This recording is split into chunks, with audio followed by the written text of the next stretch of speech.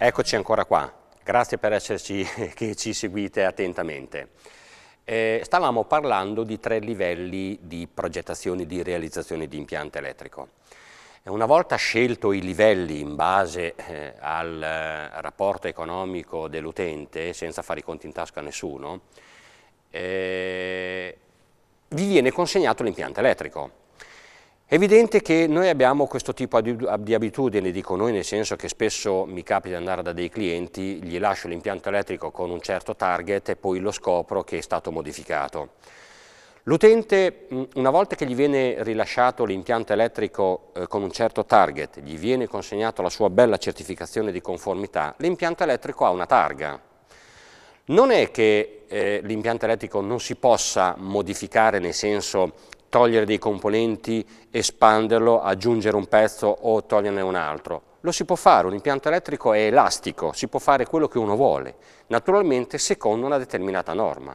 Cioè, l'impianto elettrico fine a se stesso, gli viene rilasciata una certificazione di conformità, noi lo possiamo espandere, lo possiamo allungare, restringere, fare quello che ci pare, sempre nei dovuti modi, nel rispetto della norma. In che senso?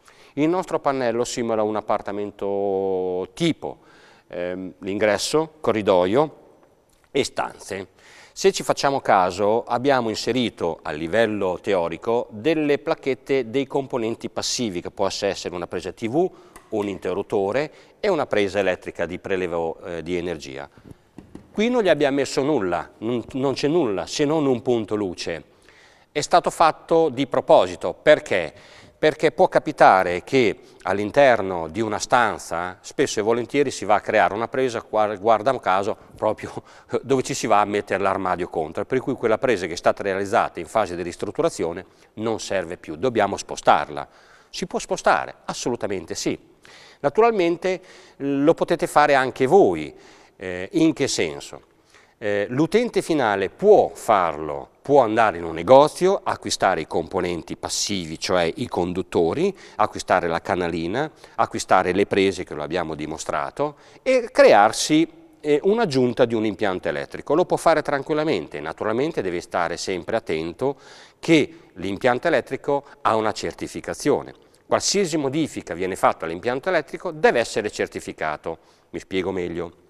L'impianto elettrico così come è stato certificato, esiste una certificazione con una planimetria di posizionamento dei componenti. Bene, qui non c'è nulla perché l'installatore non ha identificato nulla. Voi prelevate da questa presa l'energia, cioè l'alimentazione, per portare un'altra presa in questa stanza. Va benissimo, non ci sono problemi.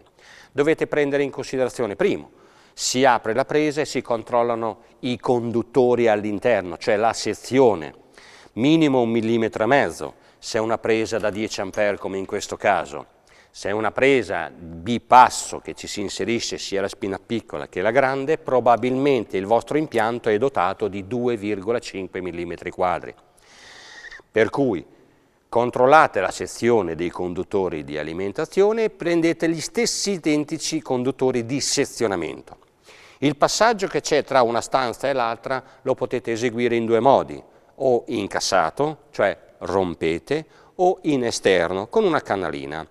Il negoziante è in grado di fornirvi tutti i materiali.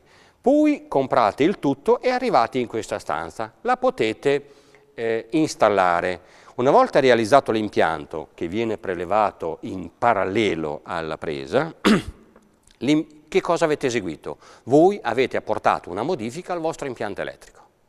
Avete effettuato una modifica. L'impianto elettrico ha perso le sue caratteristiche originali. Non è un qualcosa di cattivo, è un qualcosa di positivo, ma dovete aggiustare il tiro. In che senso? Dovete chiamare l'installatore che vi ha rilasciato la certificazione, informarlo che voi avete fatto questa modifica, l'installatore si deve assumere la responsabilità di un vostro lavoro. Si può fare tranquillamente, viene a vedere l'intervento, se l'intervento risulta idoneo, vi rilascia la dovuta certificazione. Vi spiegheremo ancora adesso. Seguiteci che questo è un argomento che approfondiremo dopo la rubrica.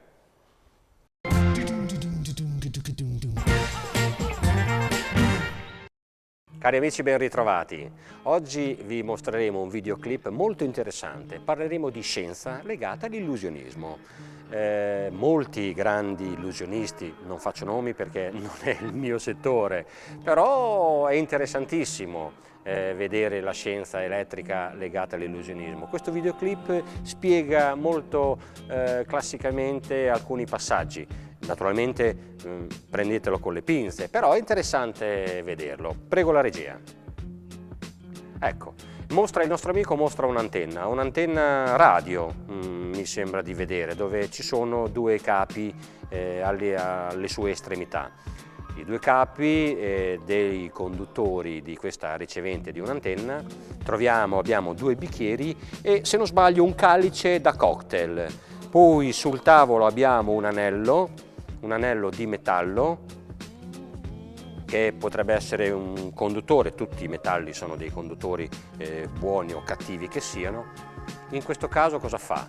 Non fa altro che prendere il conduttore dell'antenna, avvolgerlo attorno al cerchio di metallo, creando quello che si definisce in fisica un toroide. È lo stesso principio di un toroide, mi rivolgo agli addetti ai lavori, che è all'interno dei differenziali. Mostra il toroide con i fili avvolti attorno, naturalmente per creare un campo magnetico. Il toroide, un conduttore sottoposto ad un passaggio di corrente, crea un campo magnetico. Ora cosa fa il nostro amico? Lo appoggia sui due bicchieri, in questo caso, poi ci mostra qualcos'altro, ci mostra un magnete e una piccola pila, una piccola batteria. Per chi ci ha seguito, in questo caso, ecco, mostra una batteria con un magnete. Chi ci ha seguiti, abbiamo già effettuato un esperimento del genere, qualcosa di simile, non identico a questo, ma è stato già fatto qualcosa qui in studio da noi. In questo caso cosa si fa? C'è un magnete con una batteria. Ora il magnete lo ha eliminato, ha tolto via il magnete, lo ha messo via, ha tenuto la batteria e i due conduttori estremi li collega alla batteria. È come se sviluppa una energia all'interno del toroide. E devo ancora capire l'antenna che è lì per terra, quale sarebbe il suo servizio. Diciamo che questo video è un po' discutibile, però è interessante quello che vi faremo vedere fra un po'. Ecco, ora ha ripreso il magnete, almeno crediamo che abbia ripreso il magnete, lo compone con l'altra batteria, perché ce ne sono due, compone il tutto, lo collega all'altra estremità, immettendo all'interno dei conduttori una determinata tensione con una corrente di assorbimento, perché il toroide ha un suo assorbimento. Ora va bene, cascato il toroide, cioè l'anello tecnicamente si chiama toroide. Ora ci applica l'antenna, la mette da parte, però il toroide lo tiene in mostra, in bella vista. In questo caso pone sui due bicchieri le due batterie con i due magneti. Naturalmente sta posizionando tutto il suo armamentario. Ora, ecco, l'antenna che abbiamo visto inizialmente potrebbe essere una specie di trasportatore di materia. Qui siamo su Star Trek. Signor Spock ci teletrasporti sull'Enterprise. In questo caso il toroide, il magnete con le due batterie. Abbiamo visto che una batteria è collegata soltanto ad un polo, mentre l'altro polo della batteria è scollegato. E qui subentra l'illusionismo, perché anche da un punto di vista di scienza ci sono dei forti dubbi su quel tipo di collegamento, perché le due batterie, le due estremità, non sono collegate fra di loro. Perché lei la regia di... Ecco, in questo caso è l'effetto base. Ecco. Ora partiamo con l'esperimento dell'illusionismo. Vediamo che una pallina cade all'interno del toroide, ecco, magicamente sparisce la pallina. Opla, signor Spock l'ha teletrasportato sull'Enterprise. Poi fa vedere un altro oggetto, un pennarello. Anche quel pennarello sparisce è sparito anche il pennarello. D'impatto è interessante questo tipo di visione. Un'altra pallina, interessantissimo. Ecco, no, non è una pallina, è un uovo, no, che cos'è? È un limone.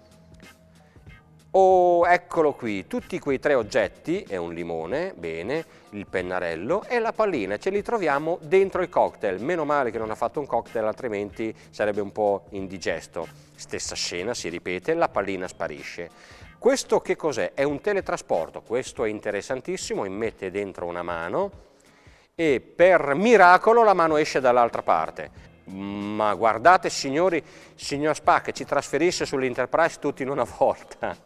Cari amici, è interessantissimo, la fisica legata all'illusionismo, più che fisica, più che illusionismo è un zibaldone, comunque a voi una interpretazione, questi sono scelti per voi, per farvi ridere. Grazie e alla prossima.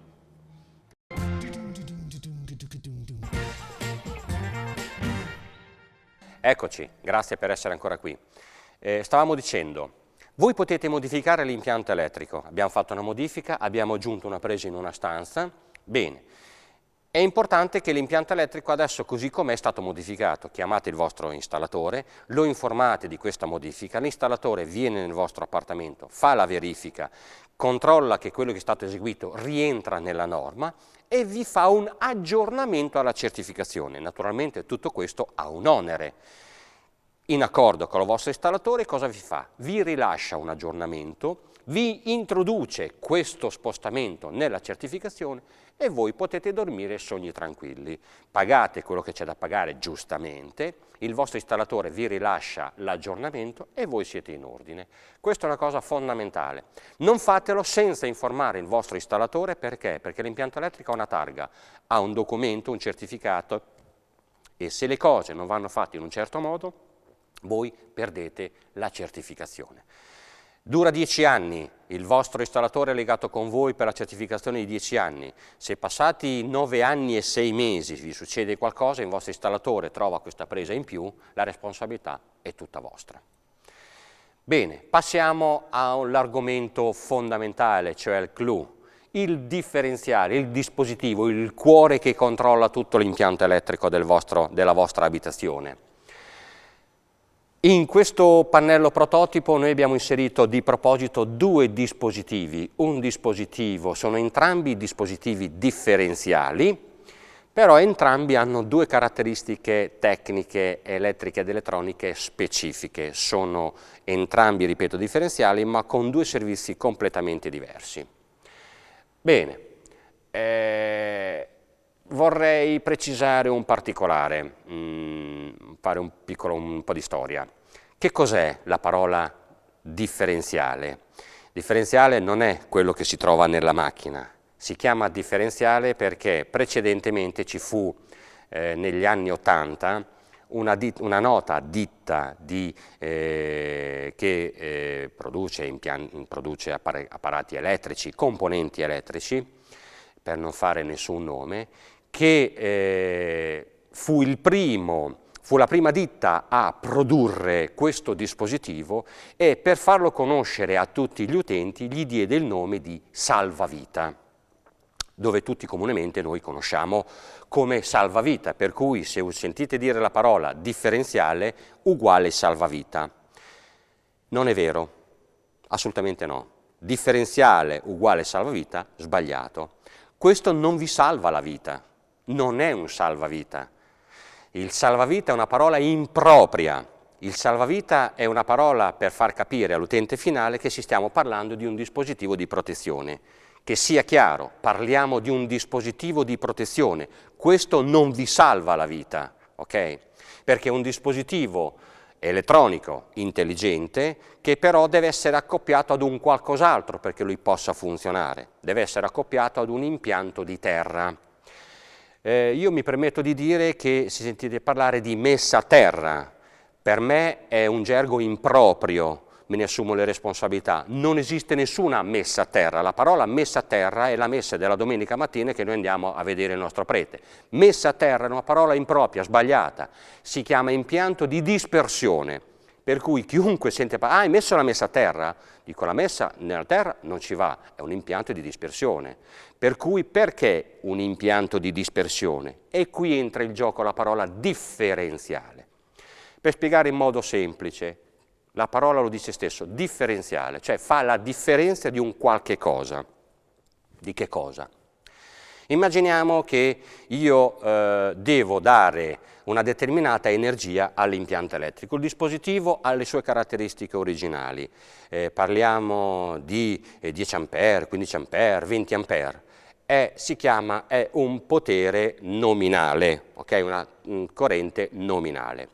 Però lui dice anche, attenzione, che io ho una tolleranza. Stai ben attento, io ti fornisco tutta l'energia che tu mi stai chiedendo, cioè l'impianto elettrico assorbe l'energia da questo dispositivo. Assorbendo l'energia da questo dispositivo gli dice, io ti do tutta l'energia che ti serve. Stai attento che se l'impianto elettrico non rientra in una determinata caratteristica di un determinato valore, perdonatemi ma devo dire un valore, cioè i 0,03 ampere, che si chiamano i 30 mA, è la soglia di differenziale, cioè i 25 A è la portata, la forza che io erogo perché l'impianto elettrico possa funzionare.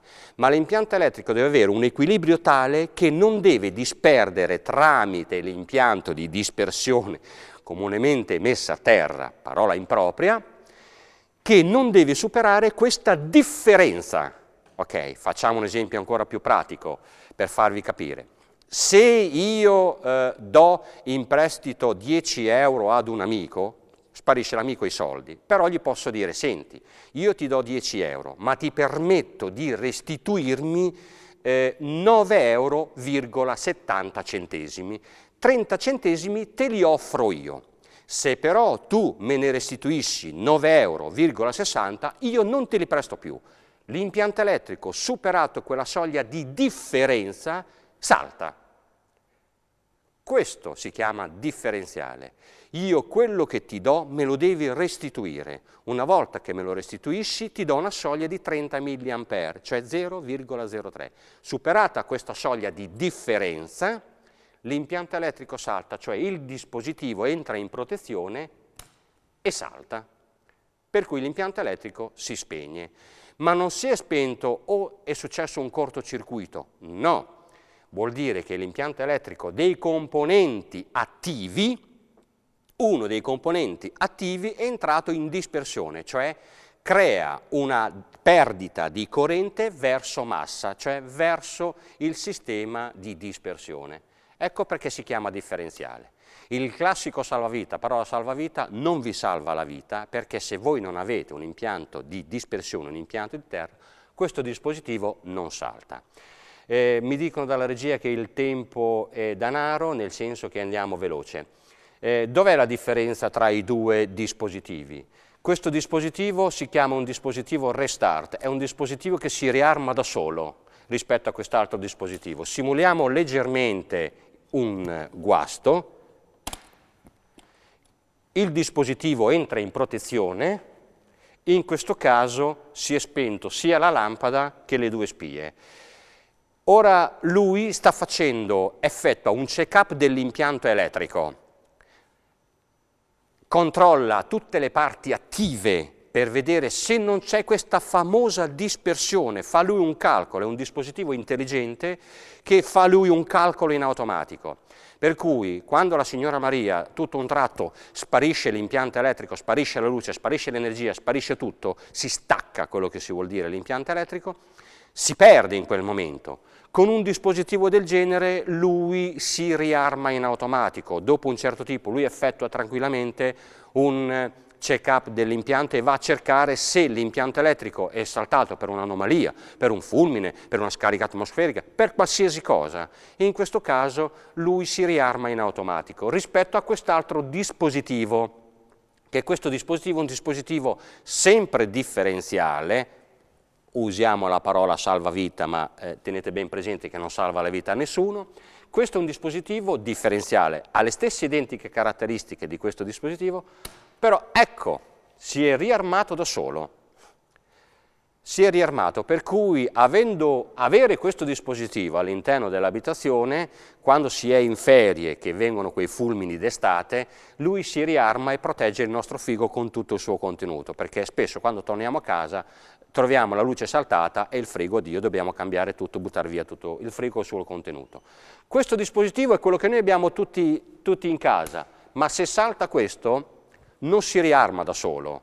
Assolutamente, per cui ci vuole una mano manuale che va verso il centralino che vedete nell'appartamento e si tira su manualmente e ripristina tutto il suo circuito. Spesso e volentieri capita che a volte questi dispositivi saltano senza nessun motivo apparente, soprattutto al mattino presto o la sera tardi, ma molto spesso al mattino presto. Perché? Perché questo dispositivo, di questi differenziali esistono di due categorie, classe A e classe B, diciamo classe normale e classe A. Questo è l'esempio di quello che noi vogliamo far vedere attualmente. Questa è la linea alternata ideale. Questa è una linea ideale, cioè quella che vi fornisce il vostro fornitore, una sinusoidale, è l'energia elettrica che assorbite nell'appartamento. Questa è ideale, questa è reale. Questa linea non è perfetta, è sporca, per farvi capire, un'energia non pulita. Il dispositivo, se non è di classe A, vede questa energia in ingresso come se fosse un qualcosa di anomalo e salta, ok? Installando un sistema in classe A, cioè riconosce sia la sinusoide che la continua, l'ho fatto apposta questi piccoli pezzettini per farvi capire la differenza che c'è tra queste sono delle coordinate. Cosa vuol dire? Questa è una continua. Il dispositivo di classe A riconosce una sinusoide che può essere sporca o pulita con una linea continua. In sostanza il classe A vi permette di sopperire a questo problema. In questo caso lui non salta per un motivo banale. Grazie per averci seguito attentamente e approfondiremo questo discorso probabilmente in una rubrica perché è molto interessante. Grazie a tutti e alla prossima.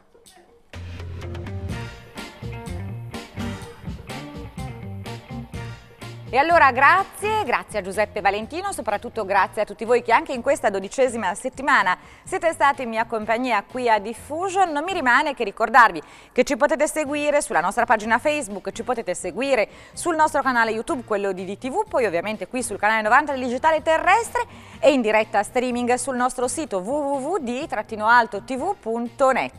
Allora, ci vediamo lunedì, passate un buon weekend in nostra compagnia, lunedì ci rivediamo sempre nel salotto delle ragazze, quello di Chic Chat. Ciao!